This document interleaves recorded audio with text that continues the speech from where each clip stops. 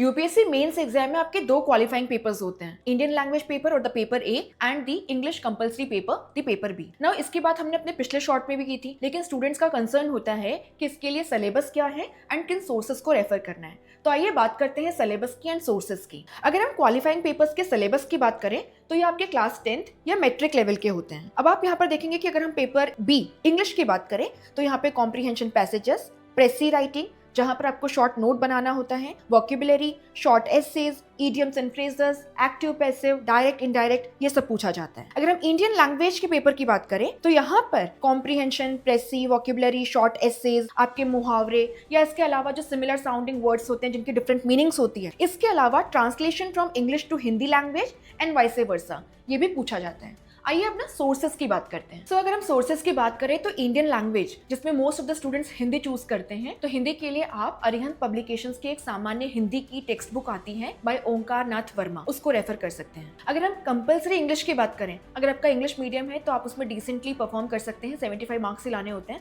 But हाँ, अगर आपको पढ़ना है या आप हिंदी मीडियम से हैं तो आप एक काम कर सकते हैं, SP बख्शी की एक जनरल इंग्लिश की बुक आती है, आप उसको रेफर कर सकते हैं। आप रेन एंड मार्टिन की जो ग्रामर की बुक है उसको भी रेफर कर सकते हैं, selectively based on the UPSC previous year papers.